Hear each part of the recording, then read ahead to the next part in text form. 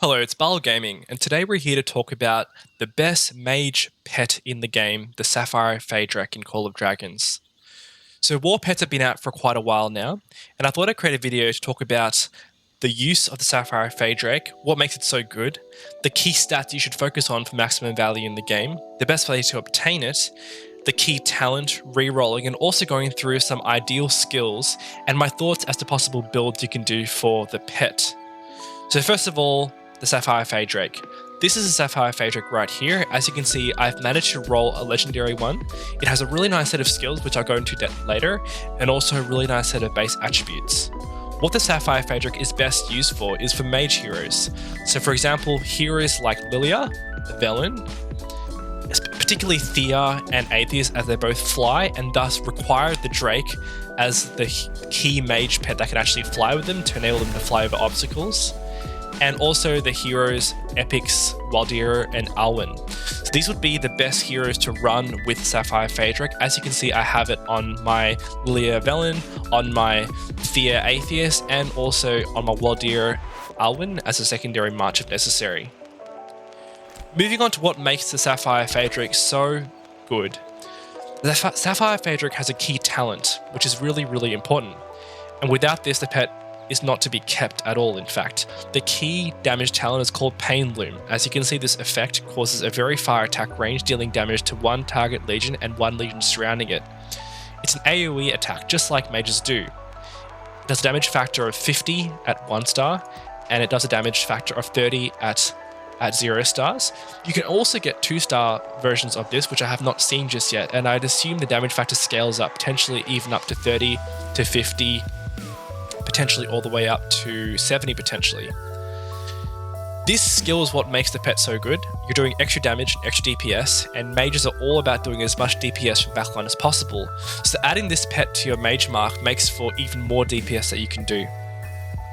Moving on to key stats that you should focus on for maximum value, the most important stat you should focus on rerolling and getting as maxed or as close to max as possible is intelligence. As you can see, I got very lucky with my Faedrake. I have a practically maxed intelligence slot. So when you get the slot, look for the number. 39 out of 40 is pretty good, and the bigger the plus number tells you how much it scales when you level up the pet. So it's important that this number is very high.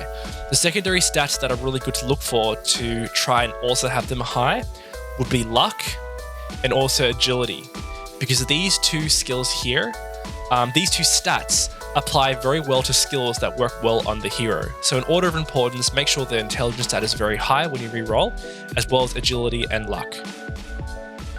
In terms of the best way to actually obtain a good Sapphire Faedrake, and when I say good, I mean a Sapphire Faedrake that has a 1-star key talent. So as you can see, this talent is 1 star. This is much better than, for example, my other Sapphire Faedrake, which has the talent, but it's a 0-star one, because the damage factor is 30 here, damage factor here is 50. So I would suggest continuing to go outside in the open field, searching for pets, and looking for wild ones, catching them, and looking to see if they have the 1-star talent. If they do not, feel free to release them, because there's no point keeping a pet for your primary mage hero that doesn't really have the 1-star talent. Obviously, in the interim, you might have to run a pet that has a 0-star talent until you can find one that has 1 star. But the most important thing is do not invest heavily, for example, in putting in many skills or many rerolls into it until you find that nice 1-star pet. The most easy way to get the 1-star pet actually is when you select and open the pet for the first time.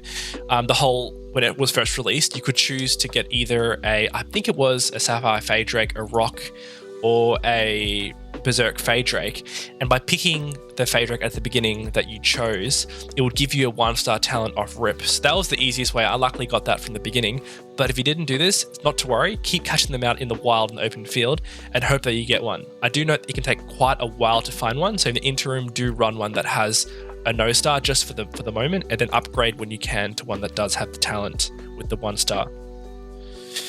So in terms of rerolling, as I said, that's quite easy. You click on Regenerate, and you can keep clicking on this, and every 20 regenerations, that changes the stats, and you can get an epic or legendary within every 20. A max stat A max stat pet for a Sapphire Faedrake would have 8 slots. I only have 6 here, and intelligence close to max, as well as agility and luck. That would be a max or best case scenario. In terms of the ideal skills for a Sapphire Faedrake, there's a bit of controversy, I guess, as to what builds are the best for this Drake. And obviously, the pets have just been released, so there's a lot of theory crafting and testing still to be done. However, from my own testing and speaking to a lot of players who've been able to max this pet so far and put a lot of skills, there are a few different ideas that have been floating around.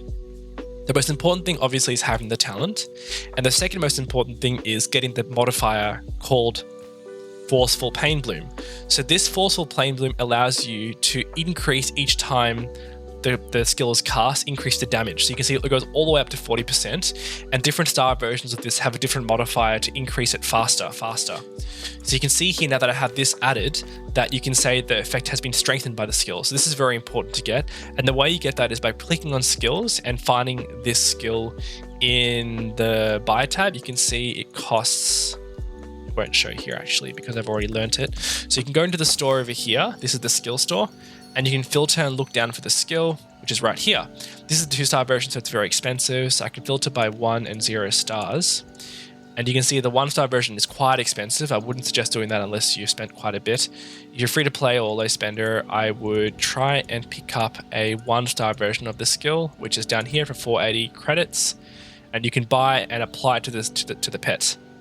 The other key talents which are good after getting Forceful Pain Bloom kind of differs as to whether you want to get pure stats, or whether you want to go a more crit build or pet damage build, or whether you want to go for a kind of mix of both. If you want to go a pure pet skill damage build, another good skill to consider would be Follow Up. Follow Up allows you to have a 40% chance of recasting the Pain Bloom active skill, but unfortunately it's only a 40% chance, and the damage is only 5.4% of the initial damage. So if you think of Pain Bloom, doing a damage factor of say, 50, you're only getting a very, very small percentage of that, which is why I decided in the end not to put that skill onto my pet.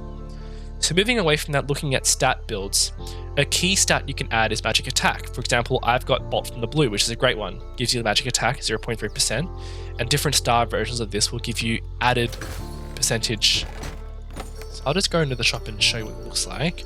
So Bolt from the Blue is over here. At 1-star you get 0.5% determined by intelligence, and at 2-star you get an even higher value. The other key stats you can get are things like Legion Defense, and I believe there's also something else. I think Legion Defense would be the other one you can get. Yeah, Legion Defense. So these two are good for stats, but other key things you can also look into is what we call a crit build, which is kind of what I've gone for on my pet. So the key skills here are this one and this one. So this one allows you to get a crit rate of 0.4% whenever your actual Legion does magic hero skill damage. The other one is crit rate of 3.6 for Magic Fortune when your Legion deals Magic War Pet skill damage. So with these two combined, you have increased chances of doing extra crit damage. And when the crit modifier applies, your skill damage being put out by your heroes gets increased drastically. This can be very, very rewarding, especially for doing big DPS damage when you're in the open field. So I'll just quickly show you what that looks like in the shop, just for your knowledge. You can see they are over here, for example. There's one over there with a 1-star. So these are some things to consider. Other things which also exist which you can look into are things like Great Care, which gives you healing factor every 8 seconds, and also Heartwall, which gives you some more tankiness. A shield every 8 seconds as well, potentially. And these two basically give you sustain or tankiness. They would be the key skills I'd suggest you to build onto your Faedrake. And you can see I've gone for a bit of a combination of both here. I've got some stats from Magic Attack, I've got some crit, I've got the key modifier, and also have some March Speed, which I managed to pick up as well, which I like to have on my pet. So I really hope that helps. At this point in the game, I would suggest, if you're not spending a lot, to only kind of spend on 1-star skills. I'm sorry, not 1-star, 0-star skills, as the cost and the RNG of adding skills, not necessarily going on to empty slots like this, means that you're often putting skills onto existing skills, meaning you have to buy them multiple times. This can be very, very costly. So unless you're spending a lot, try to stick to the 0-star skills. As a bonus, I'm going to draw 500 of these pet tokens. This allows you, as I've shown in previous videos, to pick up some really nice skills, which are over here. The only place you can actually obtain 3-star skills are currently in this this part of the gift drawer. And you pick up this currency by cleaning every day. You can see you can clean and you get the currency. And also every day you click on the pets for affection and that also gives you the currency.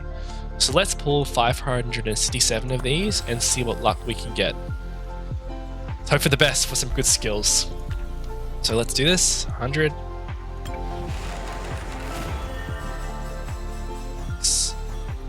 Oh, not too bad. Actually, not very good. I'm not using follow-up. Some nice regen potions. Let's get a good skill. Oh, not really. I already have these. These are not really required, unfortunately. Let's try again. Please. Oh, awesome. My first 2-star. I've never seen this before. That's awesome. I might put that onto one of my healing marches at some point. Try this again. Oh, not very good, to be honest. These are okay on physical hero marches. One more 100 and a few 10s. Nice, a 1-star. And a 1-star, 2 1-stars. Oh, this is awesome. I can use this on my archer pet. That's really nice. Some 10s. Let's roll through quickly.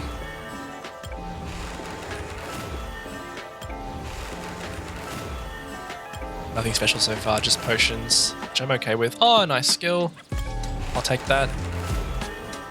Nice, let's round up the skills and see what we got. So you click on this button, this will show you what skills you've got.